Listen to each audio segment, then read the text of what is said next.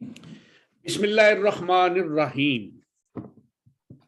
Voice of Jammu Kashmir, मैं हूं मिर्जा शफीक, आपके साथ सच के साथ। और मेरे साथ हैं Shaukat Ali Kashmiri, chairman Muttahida Kashmir people's national party.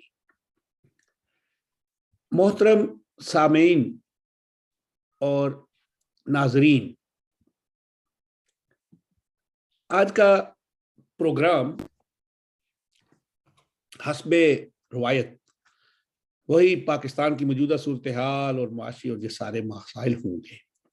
वैसे एक बात आपको बताऊं कि ममलकत खदादात पाकिस्तान में बड़े बड़े दानश्वर भी हैं, बड़े बड़े पढ़े लिखे लोग भी हैं, और फिर हस्ब इक़्तिदार में तो वैसे भी जो प्राइम मिनिस्टर हो, सदर हो, ये बड़े ऊंचे लेवल के लोग होते हैं। लेकिन वज़ीर आज़म पाकिस्तान जब कभी बोलते हैं तो शायद वो सोचते नहीं हैं। मैं जब प्राइमरी स्कूल था, कि मस्जिद स्कूल था, उसके गेट के बाहर लिखा हुआ था, पहले तोलो फिर बोलो।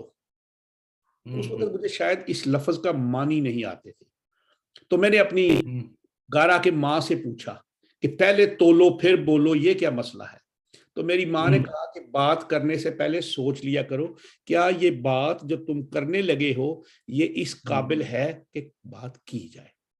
तो पाकिस्तान फरमाते कि सुप्रीम कोर्ट बार जो है ये झूठ झूठ बोल के सुप्रीम कोर्ट गई है, ये भागे हुए चोरों को वापस मसल्लत करवाने के लिए गई है।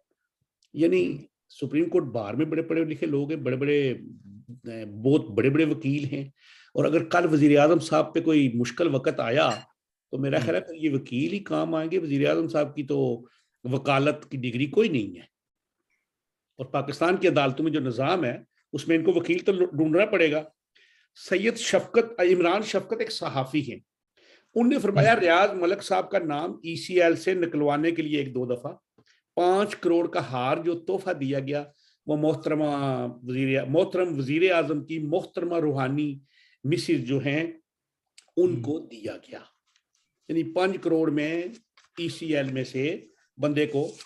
अब इलेक्शन कमीशन ने बल्दियाती इलेक्शन में दौरान पोलिंग स्टेशन पर हमला करने के इल्जाम और इस तरह की बातों पे एक सूबाई वजीर और उनके बेटे को 5 साल के लिए नाअहल कर दिया है। शक तो यही पड़ता है कि मामला फिर उधर से उधर जा रहा है, जो 2016 के इलेक्शन के फौरन बाद 2017 में मामला शुरू हो गए थे। फॉरेन फंडिंग की जो 8 खुफिया वॉल्यूम्स थी वो भी अकबर एस बाबर साहब को मिल गई हैं। हम अभी शौकत साहब के पास चलेंगे, मैं आज उनसे बड़ी अच्छी सी एक बात है उस पर डिस्कस करेंगे। अस्सलाम वालेकुम जी। जी वालेकुम सलाम। आज मैं एक प्रोग्राम देख रहा था, जी जी। उसमें लंदन में जो जायदादें खरीदी गई, क्या नाम था जी, वो साहब जो थे एक बड़े ब्रॉडशीट केस में बड़े मशहूर हुए थे, बड़े बेबाक से बंदा था, गोरा गोरा नहीं, ईरानी, मूसवी। मौसवी वो वकील वकील थे ना जी इसके। वो बेचारे, जी जी, उनको थोड़ा ही हाँ। हिस्सा मिला है, सिर्फ वो बात हाँ। बात करने का। बाकी पैसे तो शहजाद अकबर साहब के एज ए मैन पावर जो उनके पास गए, उनके फ्लैट लिए गए, फ्लैट उनकी वो निशानदेही हो रही है। और अब सुना ये है कि शहजाद अकबर साहब पाकिस्तान से निकल गए हैं, क्योंकि उनकी बीवी जर्मन है, गोरी है जर्मन, और वो सुना है कि जर्मनी पहुंच गए, अगर नहीं तो कल आ जाएंगे, वो ऐसे हो गया है। और जो 5 अरब है उसमें सबसे बड़ा हिस्सा उन्होंने, और उन्होंने उससे पहले 3 प्रॉपर्टी डीलर्स को पाकिस्तान में अपनी मीटिंग के लिए बुलाया कि ये पैसे किस तरह जाएंगे, और उनको वजीर आजम पाकिस्तान के साथ मीटिंग करवाई, वो 3 लोगों की। उसके बाद एक और अर्ज है कि वकलात तंजीमों ने आज जो जस्टिस साहब को दिया ना, वो फाइनल, जी क्या कहते हैं उसको, रेफरेंस, और वो फुल कोर्ट जी रेफरेंस। जी। जी जी रिसेप्शन। जी जी। तो वहां पे जस्टिस अपने आसन बून साहब की तकरीर तो बड़ी कोई जालिम थी। सुना है जस्टिस गुलजार साहब के चेहरे पे बड़ी नापसंदीदगी थी, और उनने अपने तहफ़्फ़ुज़ात का इजहार किया वकला ने। और जस्टिस उमर बंदियाल साहब ने कहा जी मैं तो सोमोटो एक्शन उसी तरह लूंगा जिस तरह पहले थे। मेरा ख्याल है कोई सिस्टम बांग्लादेशी कोई ऐसा सिस्टम अब बना रहे, सदारती निज़ाम तो होगा नहीं इनसे, लेकिन कोई ऐसा सिस्टम कर रहे हैं। चलो आपसे चलते हैं, अभी आज बात आपके पास होगी। बहुत शुक्रिया। बात यह है कि ये जो कानून की मुशगफी हैं, इसका ऊंट किस करवट बैठेगा, जी। कोई यकीन के साथ तो कुछ भी नहीं कह सकता। हम्म। कि पाकिस्तान का जो सुप्रीम कोर्ट है या पाकिस्तान की ओवरऑल जुडिशरी जो है, वो पाकिस्तान की डीप स्टेट के अहकामात पे अमल दरामद करती रही है, जिसकी अगर बहुत माजी में जाने की जरूरत नहीं है, यही अगर 5-6 साल का अरसा देखें तो इसमें सिविलियन हुकूमतों को डिस्टेबलाइज करने के लिए सुप्रीम कोर्ट ने कई ऐसे इकदाम किए जो बेसिकली सुप्रीम कोर्ट की अपनी कोई जुरिस्डिक्शन नहीं थी या उनकी अपनी कोई जरूरत नहीं थी। जिनकी जरूरत थी उनकी जरूरतों को मद्देनजर रख के, ऐसे ही जैसे फर्ज करें कि नवाज शरीफ साहब का अगर आप पनामा केस देखें तो इंक्वायरी तो शुरू हुई पनामा की, लेकिन जिस तरह सुप्रीम कोर्ट ने फुर्तियां दिखाई और एक निगरान जज मुकर्रर किया जो माजी की, और वैसे भी सुप्रीम कोर्ट है को तो कोई निगरान जज मुकर्रर करने की इसलिए कोई जरूरत नहीं होती कि बिलाहर कोई भी फाइंडिंग्स आएगी उसको तो देखना सुप्रीम कोर्ट ने होता है। लेकिन इस केस में जिस तरह की सुप्रीम कोर्ट ने फुर्तियां दिखाई थी और एक सुप्रीम कोर्ट का एक निगरान जज मुकर्रर करके और व्हाट्सएप के जरिए जेआईटी बनाई, और सवाल ये पैदा होता है कि जेआईटी में जिन लोगों को नामजद किया गया, क्या सुप्रीम कोर्ट के जजेस उनको पर्सनली जानते थे या उसके लिए एस्टेब्लिशमेंट की मदद ली गई, डीप स्टेट की मदद ली गई। तो आप कह सकते हैं कि वो एक ऐसा केस है जिसने सुप्रीम कोर्ट की साख को मुतासर किया है, साख को न सिर्फ मुतासर किया बल्कि नरम लफ्ज जजेस की जो यानी जो कानून जानने वाले लोग हैं या कानूनदान हैं या बैनुल-अक़वामी जो जुडिशरी के इदारे हैं, उसमें पाकिस्तान की आप देखना, इसीलिए रेटिंग्स जो है पाकिस्तान के अदालतों की और सुप्रीम कोर्ट की वो कितनी नीचे गई है। 140-50 पे है मेरा ख्याल है। 140, 50, 180 का तो टोटल लगा के तो उसमें 159, सॉरी 159 है, 159 पे है, 159 पे है। जी जी। आप 40 ये पे कह दूसरा सकते कुछ हैं कि 17-18 ममालिक के जरा इनसे नीचे हैं, और वो भी कुछ बादशाही ऐसे में तो ऐसे मालिक होंगे जो हैं या जहाँ बादशाही कहिए तो, ऑलवेज आमरीतें मुसल्लत रहती हैं लेकिन या वैसे होंगे वो भी मुसलमान आए लोग होते हैं। आए दिनों मिलिट्री कू होते रहते हैं। जी। तो सो दैट ये जो चीजें हैं, अभी भी आप ये देखिए कि आज जो रिसेप्शन दिया गया, जज साहब को, हाँ, जी तो उसमें तो सारे ही चीफ रिटायर्ड चीफ जस्टिस को भी मदऊ किया गया था, जिसमें साकिब निसार भी मौजूद थे। अच्छा, लेकिन दिलचस्प बात ये हुई है कि तारीख में पहली दफा कोर्ट रिपोर्टर्स को इसमें उन पे पाबंदी थी दाखिले पे, अच्छा, और शायद ये एहतियात मद्देनजर रखी गई है कि कोई अगर कोर्ट रूम का कोई साफी है रिपोर्टर्स जो आएगा, वो शायद कोई इधर उधर घूमते फिरते किसी से सवाल कर ले, तो या अब अंदर ये की है बात बाहर ले जाए। नहीं, अंदर तो कौन सा कोई वहां ये सुना तकरीरें है। वकरीरें होंगी जो कोई एक दूसरे के खिलाफ भड़ास निकालेंगे। वो तो खैर वो तो मीडिया तक पहुंच ही जाती है ना, वो हाँ, उसके लिए जरूरी नहीं होता कि कोई अब वो तो पहुंच मौजूद। गई थी। तो कहने का मतलब यह है कि पाकिस्तान के सुप्रीम कोर्ट के जजेस ने, चंद एक को छोड़ के, उन्होंने अपनी इज्जत और कोर्ट की इज्जत को दांव पे लगाया चंद खुसूसी मफादात के लिए। और अब ये इज्जत बहाल करना इनके लिए जरूरी है, लेकिन कुछ कहा नहीं जा सकता, क्योंकि अमूमी तौर पर कहते हैं ना कि इज्जत आती जाती रहती है। तो अब ये है कि ये जो भून साहब ने, जो जो सुप्रीम कोर्ट बार एसोसिएशन के सदर हैं, जी, उन्होंने एक कानूनी यानी आईनी पिटीशन दायर की है, ये कि क्या कोर्ट जो है वो किसी को याद। हमेशा के लिए नाअहल करार दे सकता है।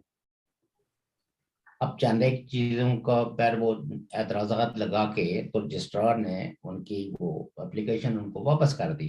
जी जी। लेकिन जो पिटिशनर्स हैं वो कहते हैं कि हम इन एतराजात का जवाब देके दोबारा दायर करेंगे। और ये मैं समझता हूँ कि कोर्ट के लिए काफी मुश्किल होगा, क्योंकि उन्होंने जो जो जो आईनी निकात उठाए हैं, क्योंकि पूरे जो जो जो पूरा कॉन्स्टिट्यूशन में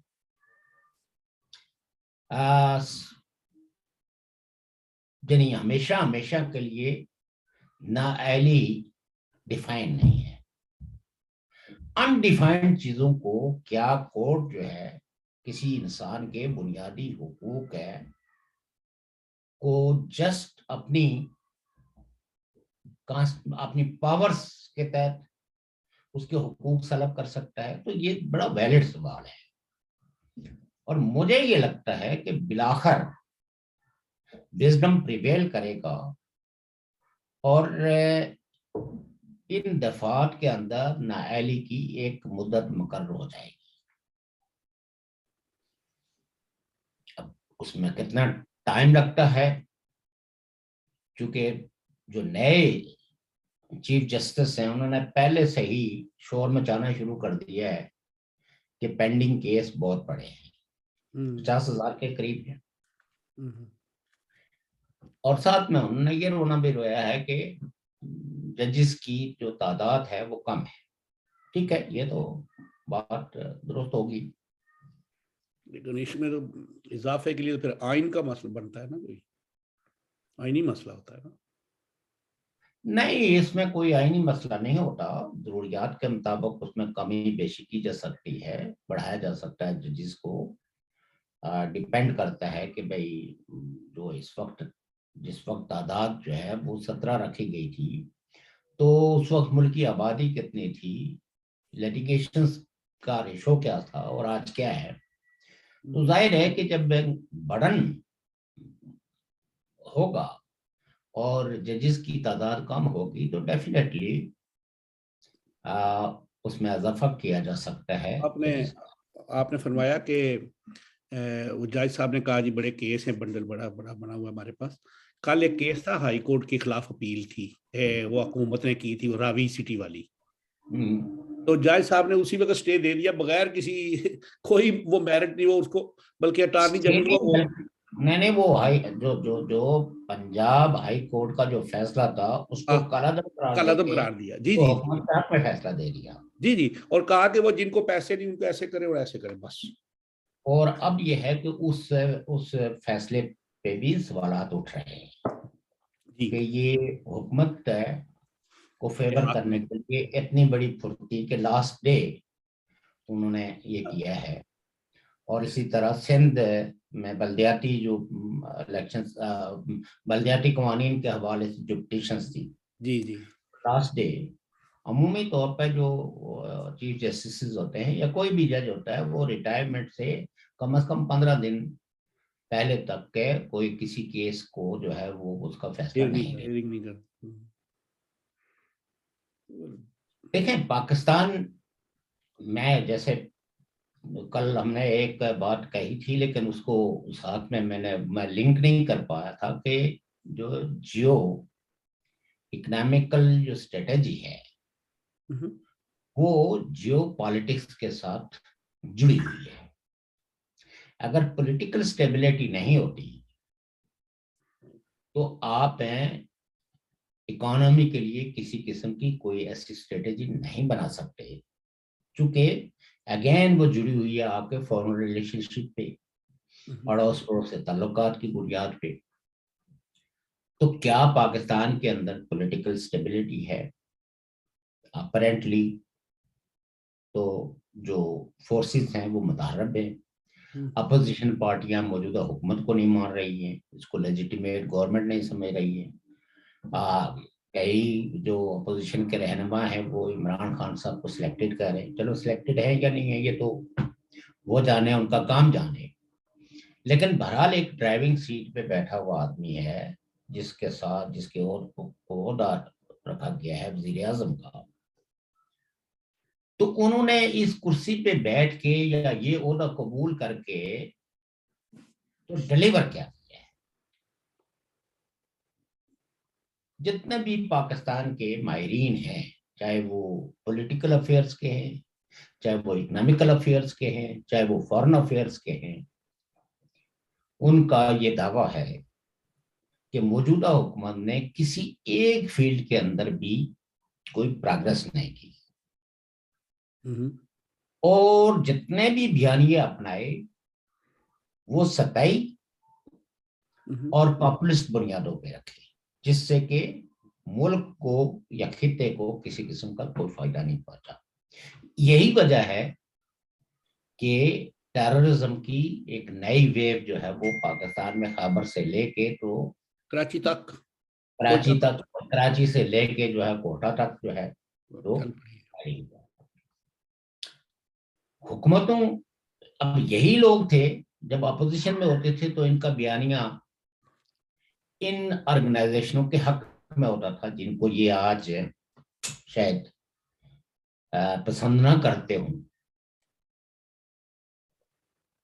उस वक्त तो ये एक पॉपुलिस्ट नारा लेके चल रहे थे अमेरिका के खिलाफ और अफगानिस्तान में तालिबान की हमायत में। यही वजह है कि कुछ अखबारात में और लोकल जो लीडरशिप थी उन्होंने इमरान खान साहब का नाम तालिबान खान रखा था, क्योंकि ये इतने तालिबान की वकालत में इतने आगे चले गए थे कि बिलाखिर जो है लोगों को ये कहना पड़ गया कि ये इमरान खान नहीं है, दरअसल ये तालिबान खान है। शायद हर शख्स की कुछ ना कुछ कमजोरियां होती हैं, और एक बड़ी कमजोरी इनकी ये थी कि इनको मुख्य मजहबी पार्टियां वो किसी ऐसी लॉबी के साथ नत्थी करते थे जो दरअसल मुसलमान नहीं है, या मुसलमानों की और उनकी राइवलिटीज कुछ तारीखी है। जैसे इनको जू लॉबी का कहा जाता था। फिर जैसे इनकी शादी हुई, उस शादी में भी जाहिर है कि गोल्डस्मिथ जो है वो जू थे, बहुत बड़े बिजनेसमैन थे, उनकी बेटी से इनकी शादी हुई। तो इमरान खान साहब की शख्सियत पे कुछ दायरे इनकी पॉलिटिक्स, इनके रुझानात पे रहे हैं, और बाज़ दफा अपने कॉन्शियसनेस को सेटिस्फाई करने के लिए बंदा बहुत ऐसी चीजों की भी सपोर्ट कर रहा होता है जो दरअसल उनसे अंदर से उनसे नफरत कर रहा होता है। क्योंकि जिस चीज को आप अपने 4, 5, 6 फुट के कद पे नाफज नहीं कर सकते, और जिन चीजों से उस मजहब में सख्ती से मना किया गया है, आपकी अगर पूरी जिंदगी उसी में लुथड़ी हुई है, तो आप कैसे जो है वो एक ऐसी हुकूमत की हमायत कर सकते हैं, ऐसे लोगों की हमायत कर सकते हैं जिनके बयानियों को तो आम लिबरल मुसलमान नहीं बल्कि अच्छे खासे प्रैक्टिसिंग मुस्लिम भी तस्लीम करने के लिए तैयार नहीं है। और एक ऐसा शख्स है जिसकी जिंदगी के साथ बहुत सारी रंगीनियां जो है वो वाबस्ता हैं, वो एक इतने एक्सट्रीम लेवल की एक ऑर्गेनाइजेशन जिसको इंतहा पसंद सभी मानते हैं, जिनका शरीयत का या टूवर्ड्स पॉलिटिक्स और मुखालिफिन एक मखसूस रवैया है, तो सो दैट अब बड़े बुलंद बांग दावे किए जा रहे हैं कि चाइना का ये दौरा बड़ा तारीख साज होगा और पता नहीं कितने कितने माइलों पे दस्तखत होगी। कल तक तो पाकिस्तान के अपने अखबारात और जराए ये कहते थे कि पाकिस्तान का पूरा जो जो जो खारजा ऑफिस है वो लगा हुआ है कि किसी तरीके से एक तस्वीर जो है वो प्रेसिडेंट शी के साथ प्राइम मिनिस्टर की लग जाए। मीटिंग का तो टाइम तय नहीं हो सका। मतलब उससे क्या फायदा होगा? कोई और फिर मतलब दूसरा ये है कि ये तो आपको आपको पता ही है कि विंटर जो ओलंपिक है जिसमें कुछ यूरोपियन ममालिक ने बाइकआउट किया, वह आप उसमें शिरकत के लिए जा रहे हैं। आप कोई कोई तजारती मायदे करने के लिए वो तो नहीं जा स्पोर्ट्स रहे। उनका, मैं स्पोर्ट्स उनका कोई है ना, लेकिन एक आप तरीके नहीं, विंटर ओलंपिक्स है ना, इंटरनेशनल ओलंपिक्स ओलंपिक। बिल्कुल वही ना, स्पोर्ट्स ही है ना वो सारा हाँ कुछ। जी, स्पोर्ट्स है हम्म। जिसमें आप शिरकत के लिए जा रहे हैं, तो आप अमेरिका वगैरह ने बाइकआउट किया हुआ। लोगों की तवज्जो हासिल करने के लिए जितने बुलंदबांग दावे कर रहे हैं। दूसरी बात यह है कि अब आपने देखा होगा कि कल परसों जो सेनेट में वजीर खारजा ने वो देख ली, कायदे हिज़्ब इख्तलाफ पर जिस तरह के नश्तर बाहर चलाए, किए। वार किए। मैं नहीं कहता हूं कि उन्होंने जो कुछ किया वो दुरुस्त किया या सही किया, क्योंकि अमूमी तौर पर आपको पता ही है कि पाकिस्तान की सेनेट हो या पाकिस्तान की नेशनल असेंबली हो, ये तो फोन का इंतजार करते रहते हैं। अगर कहीं से फोन आ जाए कि जनाब आज के अजलास में आपने शिरकत नहीं करनी है, तो लोग शरीक नहीं होंगे। और अगर कहा जाए कि आज के अजलास में शिरकत करनी है और कुछ अगर ये भी है कि आपकी मौजूदगी से कोई बैलेंस खराब हो सकता है, तो फिर उनको एब्सेंट करवाया जाता है। क्योंकि बाज दफा अपोजिशन के बयानिए की वजह से कुछ लोग तो जो इस लेवल पे होते हैं वो वोट तो नहीं कास्ट कर सकते, लेकिन उनका हाजिर होना या गैर हाजिर होना दोनों ही किसी न किसी एतबार नहीं, से मुल्की और कौमी कॉम्प्रोमाइज। मफाद में कुछ भी बस हो सकता है वहां और पे। भी इनके कौमी मफाद वही हैं जो यहाँ की डीप स्टेट के मफाद हैं। क्यों जी, मैंने वो जमहूरी बात कर दी ना थोड़ी सी। तो इसलिए ये है कि पाकिस्तान धीरे धीरे धीरे उस तरफ जा रहा है जहां अब मैं हसन नसार जैसे भी कह रहे हैं कि पाकिस्तान जो है वो खत्म होने की तरफ जा रहा है। इनको सजा मिलनी चाहिए थोड़ी सी। इन्होंने बड़ा वो न्याय जो है ना, न्याय आना जाना इन्होंने बहुत शुरू किया था सबसे पहले। ये कहते मैं इतना जानता हूं कि दुनिया नहीं जानती उसको। वो ठीक कहते होंगे ना। देखें, आपको पता है ना, कुछ कुछ कदरें मुश्तरक ना हो, कोई केमिस्ट्री ना मिली हुई हो, तो दोस्ती नहीं हो सकती। दोस्ती तभी होती है कि जिस वक्त कुछ कदरें मुश्तरक हो,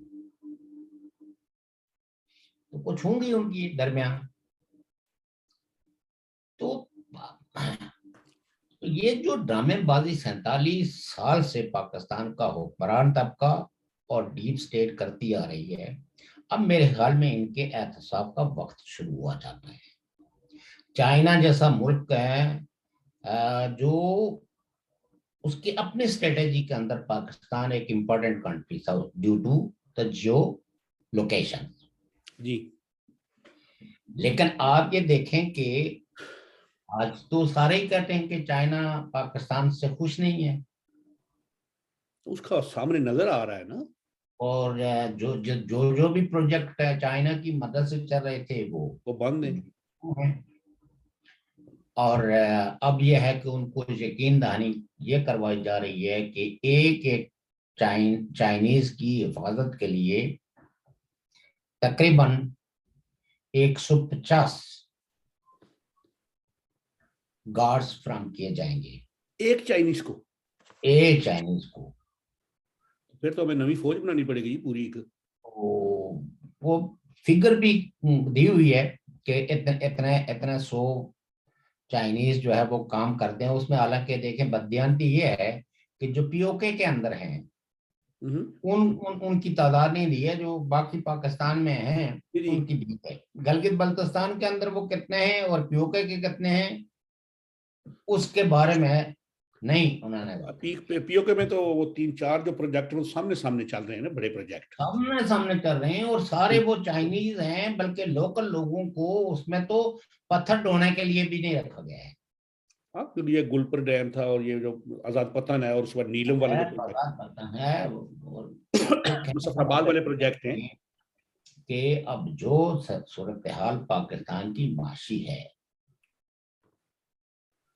ये तो किसी से कोई ये ढकी छुपी नहीं है कि अगर ये जो किस्त है ये इनको नहीं मिलती तो पाकिस्तान के अंदर इकोनॉमिकल क्राइसिस जो है वो बढ़ जाएंगे। और यही वजह है कि जो तजिया नगार थे वो ये कहते थे कि ये जो अपोजिशन है ये बेशक बुलंद बांग दावे करती है, लेकिन अंदर से ये भी चाहते हैं कि ये बिल पास हो जाए पास हो जाए। ताकि हमें लेकिन कल प्रॉब्लम ना बने। क्योंकि इस मिनी बजट में अवाम पर तो महंगाई का तूफान है, इसलिए कोई जुर्रत नहीं करता ओपनली ये कहने की कि ये दिफाई जरूरतों के लिए ये बहुत जरूरी है। तो वो तो कोई इसमें कोई तरक्याती बजट के जो कोई बात नहीं है ना कि कोई स्कीमें, कोई तरक्याती प्रोजेक्ट ऐसे रुके हुए हैं कि अगर ये किस्त ना मिली तो उसे पाकिस्तान को नाकाबिले तलाफी नुकसान हो जाएगा। मैं एक अर्ज करूं छोटी सी। ये डीप स्टेट के इंटरेस्ट है इस किस्त के साथ वाबस्ता और आईएमएफ के इस प्रोग्राम में। तो यही वजह है कि जिस वक्त अपोजिशन बहुत बुलंद बांग दावे कर रही थी और ये कह रही थी कि हम इसको मंजूर नहीं होने देंगे, उस वक्त भी वो लोग कहते थे, जो बखबर साफी हैं, एंकर पर्सन्स हैं, वो कहते थे कि ये अपोजिशन जो है वो इसमें बिल्कुल तावन करेगी और हर उस रुकावट को जो इसको मंजूर करने में है इसको अपोजिशन दूर करवाएगी, दूर करवाने में हुकूमत की मदद। और आपने देख लिया। लेकिन जी जी जी, एक आप बात कोई सुना है बात। कि अभी ये जो मिनी बजट हुआ ना, अभी जो नया आया, अभी जो वो उनने पेट्रोल पे तो थोड़े 10 रुपए बढ़ाए, 40-50 रुपए लीटर। ये जो सूरजमुखी का तेल नहीं होता, वो जो खाने वाला जिसको कुकिंग जी ऑयल, जी उस पे वो हाँ। मैंने प्राइस देखा 400 कुछ रुपए होगी उधर वहां पे। और जर्मनी के अंदर 90 सेनेट है। आप ये सोचें कि 180-90 रुपये लीटर, और वहां पे 460। नहीं, पाकिस्तान की देखिए, पाकिस्तान के जो महंगाई है ना, इसका आप दुनिया के किसी खित्ते के साथ कोई तकाबल नहीं कर सकते। ये इतनी महंगाई है जो आम आदमी की बसात पे मनोबोझ महंगाई का लाद दिया गया है। अब हुक्मरान अपने महलों में बैठ के जितने दावे करें, जितनी सस्ताई कहें, जितना दुनिया के साथ कंपैरिजन करें, लेकिन आप ये देखें कि आपको स्विट्जरलैंड में रहते हुए कम से कम 30 साल हो गए हैं। जी 30 साल में आपने ये देखा होगा कि फर्ज करें दूध ही है, मैं 20 साल हो गए हैं, मैंने दूध है, मैं कोई एक आध सेंटी का इजाफा देखा होगा, इससे ज्यादा नहीं देखा। बल्कि सस्ता हुआ है कई जगह। जो आटा है बल्कि सस्ता हुआ है। सस्ता हुआ है, चीनी आ- आटा आ- सस्ता हुआ है। आटा, चीनी, जो यहाँ जरूरियात की चीजें हैं, ये पहले की निस्बत कम हुआ है। सस्ती, कम 5 हुई है। चीजों की प्राइस कोई बंदा और नहीं बढ़ा सकता यहाँ पे। और लोगों की जो आमदन है उसमें इजाफा हुआ है। इजाफा हुआ है। देखिए, एक वक्त ये था कि यहाँ जो नन नन स्किल जी वर्कर था, उसकी तनख्वाह होती थी 3,000, 280 नहीं 3,000 थी। नहीं, जो जो जो अपने नॉन स्किल्ड वर्कर था, 3180 थी ना पहले। 3,000। 3180 थी। नहीं, उसके बाद फिर इसमें इजाफा करके तो 3480।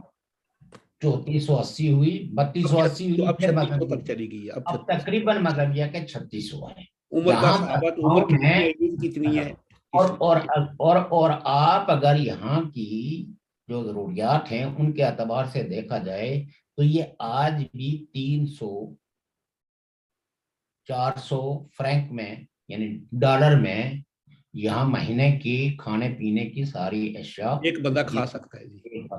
एक बंदा क्या फैमिली खा जाती है यार।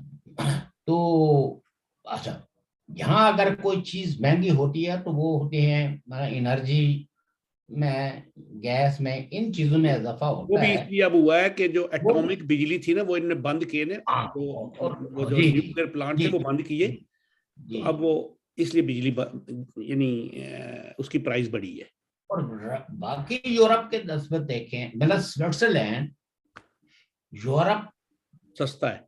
में सबसे ज्यादा महंगा मुल्क समझा जाता है, और महंगा है भी। दुनिया के लेकिन पहले 4 यूरोप मुल्कों में में जो है। जो जो खाने पीने की जो अशिया हैं वो इससे भी सस्ती हैं। जी जी, ये तो पहले 4 मुल्कों में महंगा आता है, दुनिया के 4 महंगे तरीन जो मुल्क हैं। महंगे तरीन ममालिक हैं। इस और तो वहां जनाब वो बैठ के बड़े मजे से बुजरा कहते हैं कि जी हमारा महंगाई है ही नहीं। हमारे मुल्क में महंगाई है ही नहीं। अच्छा एक अब आप मुझे ये बताएं कि जब हुक्मरान तबका हकायक मानने से इनकार कर दे तो आपके पास क्या हथियार है उनको सच मनवाने के लिए। तो ये मुझे इस तरह लगता है कि एक पॉलिसी के तहत लोगों को उस तरफ धकेला जा रहा है जिससे कि अनारकी हो, और जिसके हाथ में बंदूक आए वो बंदूक चलाए, जिसके हाथ में डंडा आए वो डंडा चलाए। क्योंकि लगता नहीं है कि इस मुल्क की बका के लिए किसी किस्म की कोई ऐसी पॉलिसी बनाई जा रही हो जिससे कि अवाम थोड़ा बहुत भी रिलीफ महसूस करे। मैंने कल भी कहा था कि पाकिस्तान, और वो कैसर बंगाली साहब ने भी कहा, जो बहुत बड़े दानिश्वर हैं, कि अगर इन सूबाई जो सूबे हैं अगर इनको मजीद अख्तियारात न दिए तो पाकिस्तान को टूटने से कोई नहीं रोक सकता। लेकिन आप तो 18वीं तरमीम वो वफाक कहता है हमारे पास ना आई नहीं है। 18वीं तरमीम आप ये देखिए ना कि मरोड़ जो है वो 18वीं तरमीम से इनको पड़ा हुआ है, जिसमें जबकि अभी भी मरकज है कि एक वो जो कंसेप्ट है मजबूत मरकज का, उसके पास ज्यादा पावर्स है। लेकिन शौकत साहब जी जी जी उसमें अर्ज ये है ना कि जो बजट के फंडिंग जो फंड्स होते हैं ना जी वो जी। चले गए अपने सूबों के पास अपने अपने। लेकिन जो दफा का बजट है ना वो सारा वफाक पे पड़ा हुआ है, और वफाक कहता है कि हमारे पास इतने वसाइल नहीं है कि हम ये दे सकें, यानी वो कंट्रीब्यूशन चाहते हैं। ये तो असल में बकवास करते हैं ना। ये चूंकि मोनोपलिस्ट हैं, एक है मरकज के ताबे सारी हुकुमों और कुमियतों को रखना चाहते हैं, इसलिए। अदरवाइज जब 18वीं तरमीम हुई तो आपका मेडिकल चला गया सूबों के पास, जी, आपका एजुकेशन चला गया सूबों के पास। सूबों के पास। आप मुझे ये बताएं कि मरकज को इतने वुजरा रखने की जरूरत क्या है, इतनी अय्याशियां पालने की जरूरत क्या है। और और सूबे कंट्रीब्यूट करते हैं मरकज को, यानी जो दिफा के हवाले से वो उनका कंट्रीब्यूशन है। मरकज क्या पैदा करता है, ये तो सारे सूबे ही पैदा करके जो मरकज को पार रहे हैं, ये तो सूबे ही पार रहे हैं ना। लेकिन बयानिया क्या रखा हुआ है कि जी सारा कुछ सूबों को चला गया, मरकज तो बस भूखों मरने वाला है। 1 अरब 12 करोड़ रुपया वजीर आजम के घर का खर्चा है साल का। तो आप इससे अंदाजा करें ना कि वो वजारतें जो सूबों को, जो महकमे सूबों को मुंतकिल हो चुके हैं 18वीं तरमीम के बाद, उन महकमों को मरकज में रखने की। देखना नवाज शरीफ, यही दौर था ना। नवाज शरीफ साहब के दौर में भी तो 18वीं तरमीम मौजूद थी ना, 18वीं तरमीम मंजूर हो चुकी थी। तो वहां तो ये सवाल पैदा नहीं होता कि फौज के लिए, दिफा के लिए जो है ना वो हमारे पास सफिशिएंट वसाइल नहीं है, सूबे ले जाते हैं। वजह ये थी कि उन्होंने अपनी मरकजी कैबिनेट उतनी ही तश्कील दी थी जितनी की जरूरत बनती थी। जो चीजें सूबों को मुंतकिल हो गई 18वीं तरमीम तहत, वो वजारतें मरकज में खत्म कर दी गई हैं। इमरान खान साहब ने आके वो सारी वजारतें बहाल कर दी हैं और ये ओवरलैपिंग हो रही है। और एक ही वजारत जो है वो सूबे के अंदर भी है और वही मरकज के अंदर भी है, और नतीजा ये है कि उससे बुरहान पैदा हो रहे हैं, यानी जिसको कहते हैं मिसमैनेजमेंट। और पहले जाहिर है कि ये जो कौमी सवालात उठते हैं, कब उठते हैं? जब कौमें ये महसूस करती हैं कि हम डिप्राइव्ड हैं बेसिक राइट से। वहां जो जो तहरीकें उठती हैं किसी किसी मुल्क के अंदर, जिसको आप कौमी सवाल कहते हैं, कौमें जब अपनी तारीख के हवाले से, अपने रसाइल के हवाले से आवाज बुलंद करते हैं, तो वो उस डिप्राइवेशन के खिलाफ हो रहे हैं ना, जो वो फेस कर रही होती हैं। तो एक मजबूत मरकज ने पाकिस्तान को स्ट्रांग तो नहीं किया। अल्टीमेटली इस मजबूत मरकज और वसाइल का सारा इर्तकाज जो मरकज में था, तो उसकी वजह से मशरकी पाकिस्तान में जो डिप्राइवेशन पैदा हुई, उसने अलादगी का रास्ता अख्तियार किया और अपनी आजादी ले ली। इसी मजबूत मरकज की इन्हीं पॉलिसियों की बदौलत जो है वो आज अगर चारों सूबों के अंदर देखें तो तहरीकें चल रही हैं। और ये जो मिसिंग पर्सन है, जो इतने अखराजात जो है वो जुडिशरी पे लग रहे हैं, तो कोई एक एक भी अदालत, एक भी जज ऐसा नहीं है कि जे इन मिसिंग पर्संस को बरामद करके तो इनको नॉर्मल कोर्स में, जबकि जबकि 1973 के कॉन्स्टिट्यूशन के मुताबिक एक बंदा जिस वक्त आप उसको किसी भी जुर्म में गिरफ्तार करें तो आप 24 घंटे से पहले पहले उसको फर्स्ट क्लास मजिस्ट्रेट के पास पेश करेंगे और विद इन स्पेसिफिक पीरियड उसके खिलाफ चालान जो है वो कोर्ट में पेश कर देंगे और प्रोसीडिंग्स होगी। यहाँ तो बरसा भर से लोग जो है वो इनफोर्स डिसअपीयरेंसेस का शिकार है। वर्षा जो है वो एहतजाज कर रहे हैं, लॉन्ग मार्चेस कर रहे हैं। तो जब आप एक कानून बनाते हैं, जब ये आपने इतना बड़ा अदालती ढांचा जिसपे अगर डीप स्टेट जो है वो एतमाद नहीं करेगी, तो आप मुझे ये बताएं कि मेरे पास क्या जवाब है कि मैं इसको बिलीव करूं। मैंने एक दफा खबर पढ़ी थी शौकत साहब, इस सुप्रीम कोर्ट के हाथे में जी किसी ने केक काटा, केक। तो उनसे पूछा जी क्या केक काट रहे हैं? उन्होंने कहा जी आज हमारे पता नहीं कुछ 70 साल या 60 साल हो गए, जो मुकदमा था ना दीवानी लगा हुआ, दीवानी, उसकी अपीलें होती रही, ऐसे ऐसे करते, आज कोई फिर अपील हुई, फिर आज वो दिन जो है ना, अब हमारी सालगिरह का दिन है कि आज वो अपील जो मुखालिफ फरीक की है ना वो खारिज हुई है 31-32 साल के बाद। कब्जे वाला था, जमीन का कब्जा था। मैं ये कहता हूं कि चलो यानी केसेस में डिले की तो कोई ना कोई मंतक होगी, लेकिन इतनी लंबी, लेकिन आप सिरे से मतलब यह है कि आप 10-12-15 हजार लोगों को डिसअपियर कर दें, मिसिंग पर्सन है, उसकी फाइलें, उसके वर्षा सारा कुछ पेश कर रहे हैं और कोई कोर्ट जो है वो उस पर कोई कॉग्निजेंस नहीं ले रहा है। वो कहते हैं ना हमारे पास ऐसे लग रहा है जैसे कोई वाकया ही नहीं हुआ है। किसी जिंदा माशरे के अंदर अगर एक आदमी मिसिंग हो तो इदारे उस वक्त तक सुकून की नींद नहीं लेते जब तक कि उसके बारे में हतमी इत्तला न पहुंचे। इंसाफ तो फिर ये है ना, इसका म्यार तो यहाँ पे ये है ना कि वो जो नवाज शरीफ साहब वाला केस लगा हुआ था साहब अदालत में, जब इस्लामाबाद में, जी तो आपने मेरे ख्याल है वो देखी है, वीडियो थी, एक साफी ने बनाई थी, कर्नल लियाकत नाम का बंदा कोर्ट जी जी जी जी, वो बाद में तो कहते हैं कि वो तो आपकी पार्लियामेंट का सुपरवाइजर था। नहीं वो तो, हाँ वो तो बिल्कुल सुपरवाइज वही कर रहे थे, लेकिन वो वहां पे तो वो गए थे, उनसे हाँ पूछा तो कि आप जजेस क्यों को सुपरवाइज, वहां तो वो जजेस को डिक्टेशन देते थे कि आज जिसकी वो है इसके साथ क्या करना है, हाँ आपने तो हाँ इसको सुनना है नहीं सुनना है, यहाँ बैठा के कितनी देर तक इसको बैठाए रखना है और जी उसके बाद इसको कहना है बिल्कुल। कि कल तारीख बात है। यानी मसला ये है कि वो ये अदालतें जो है, पाकिस्तान का जो अदालती निज़ाम है वो लोगों को इंसाफ दिलाने के लिए अनफॉर्चुनेटली नहीं है।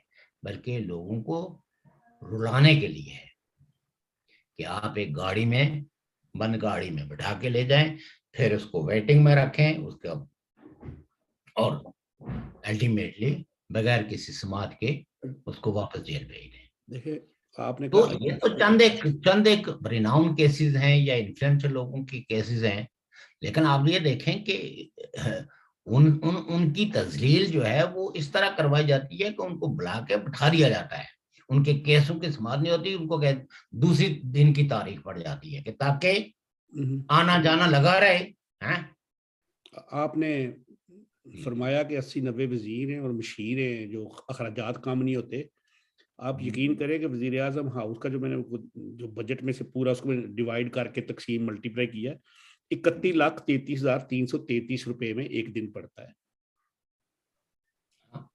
और जबकि एक ऐसा प्राइम मिनिस्टर जो कहते हैं कि मतलब यह है कि कोई अगर सिर्फ दाल रोटी खाता है, जो सिर्फ दाल रोटी खाता है और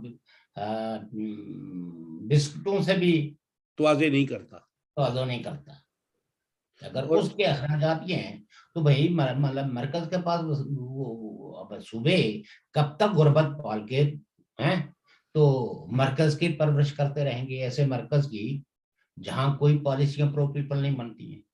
सईद चौधरी साहब है एक सहाफी, वो जनरल जी जी एडिटर हैं।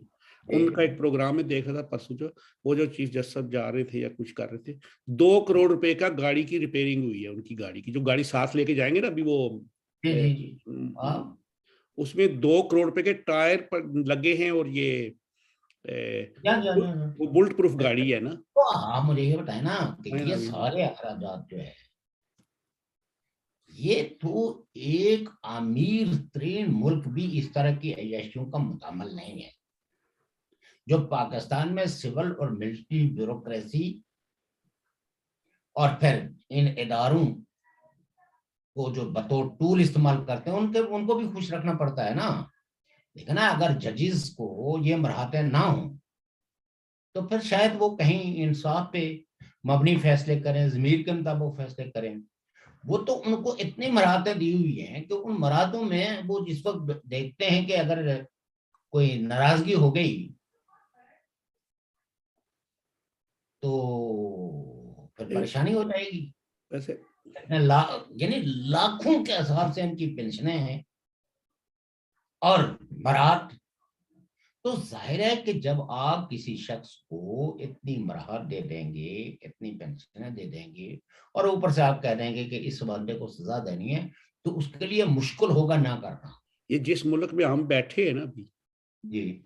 यहाँ पे जो प्रेसिडेंट या वो बड़े जो है ना 7 लोग इनके, जो आपको पता है वो जो बुंदेसरात इनको कहा जाता है, हम्म ये जब रिटायर्ड होते हैं ना, इनको हम्म 6,500 1,16,17,000 पेंशन होती है साल की, 1,16,17,000।